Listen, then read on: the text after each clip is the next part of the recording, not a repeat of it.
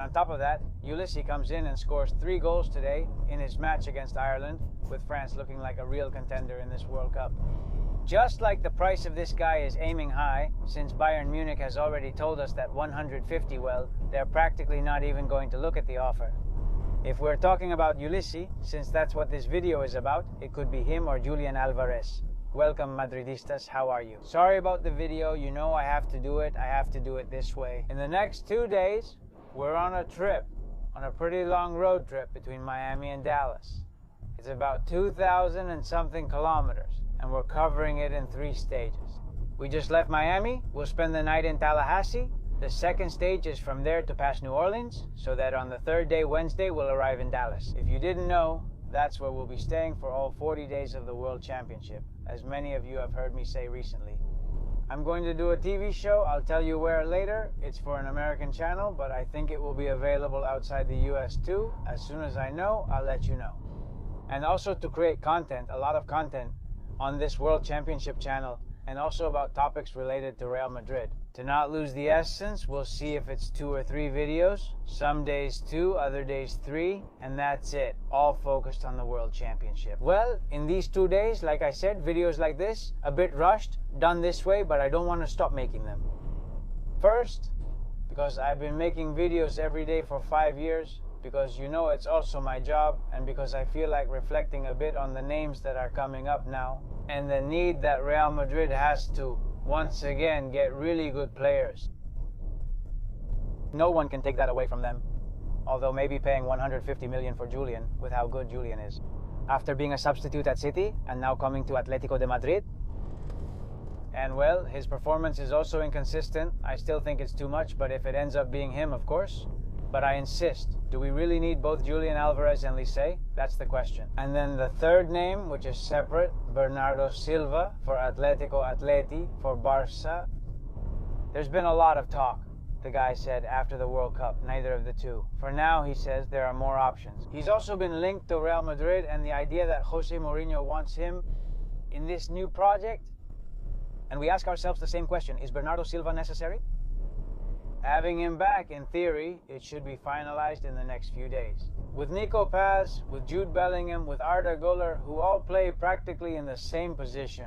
With all the good things about Bernardo Silva, but also with the asterisk that the Portuguese player, now former City player, is already a veteran. He's coming as a free agent. Let's see how much he asks for. And well, he's a bit past his prime. And that Real Madrid, for these players, or the Real Madrid signing policy, is not to sign these kinds of players. Although, well, we've broken it a bit with Dan Friese. I think that's where Mourinho's judgment comes in, who has arrived and is beyond any doubt with more authority than his predecessors.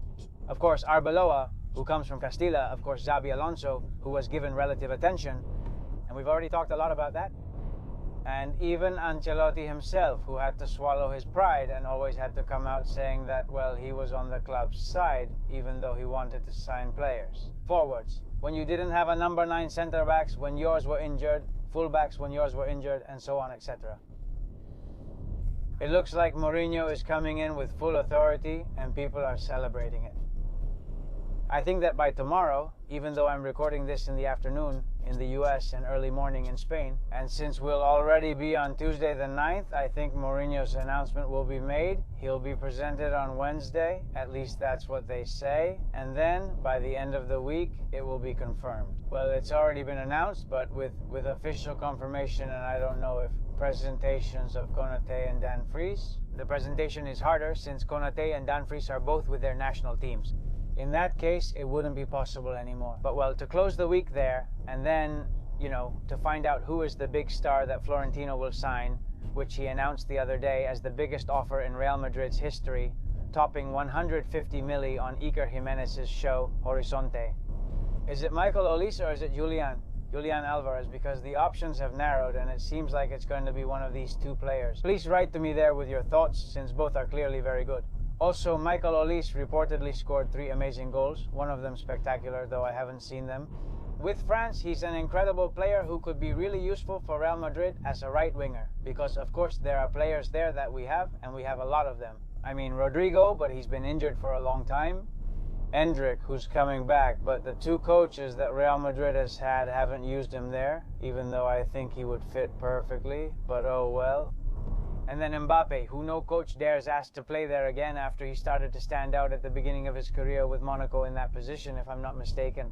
Damn, well, there are players for that position, but it's true that maybe you need someone else. Nico Paz could also play there, although I think Nico Paz, if he ends up returning to Real Madrid and that clause is activated, he's going to play a bit more.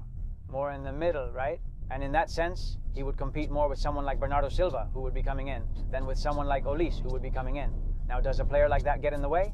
No, because Bayern is going to ask you, and they've already said it, that with 150, they'll laugh at that. I mean, they expect a lot more. If he's your Galáctico, perfect, but it's the same thing. Does Madrid need a player there more than a midfielder? No. You should spend the millions on a midfielder or on two midfielders to replace the ones who have never been replaced. Kroos and Modric, of course. Vitinha, João Neves, I really hope it's them. Although that possibility has been losing strength, right? Either one of them. But come on, I mean, I really think there's no doubt about it.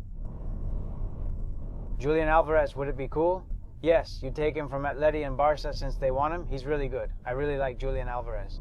But of course, he's not a number 9 in the style of a target man, a finisher, which I think is what Real Madrid needs more. He's a very good number 9 with a lot of goals, who's more of a 9 than Mbappe, or who has more number 9 movements than Mbappe, getting into the box more and being more of, well, that classic number 9, right?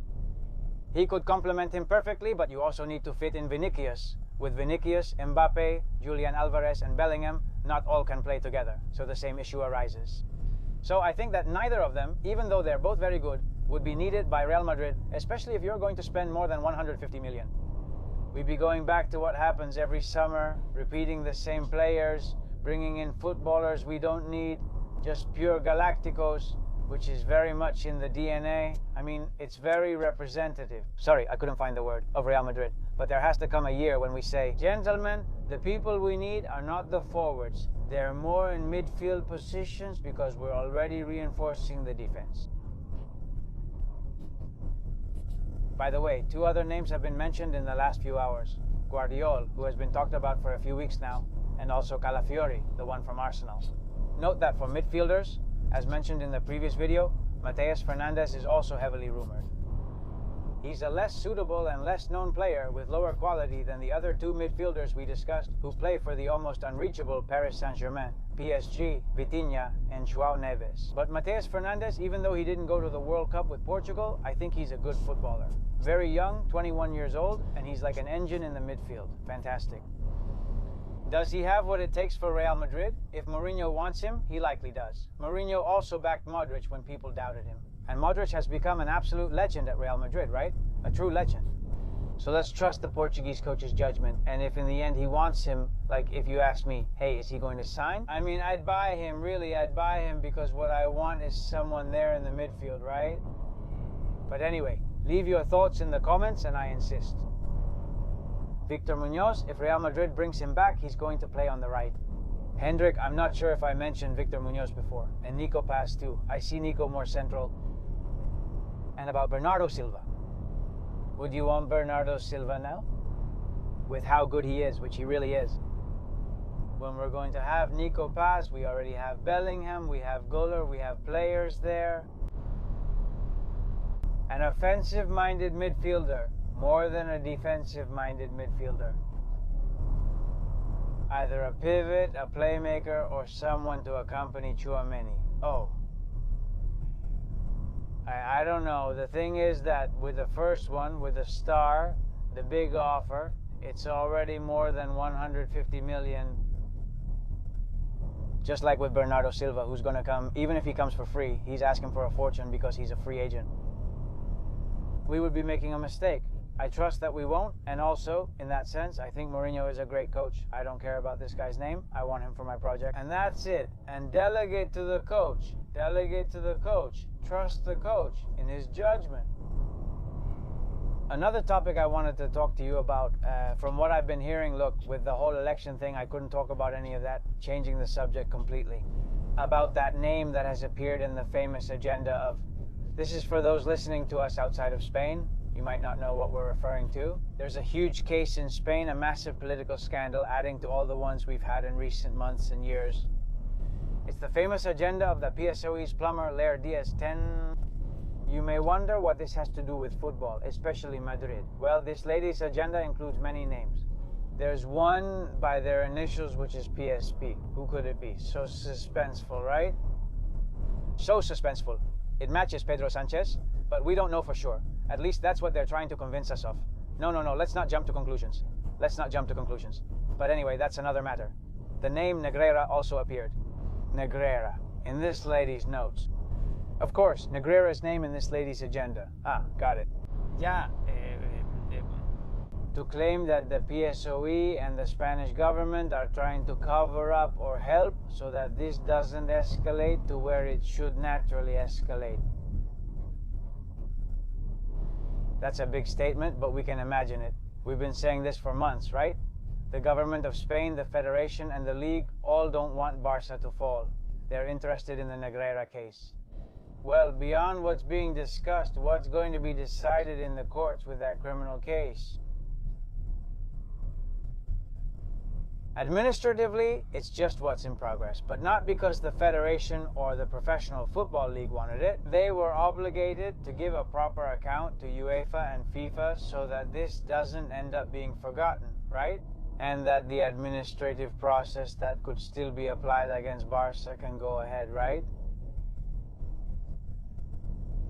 Well, we'll see what happens with that and why that note was made in this lady's agenda.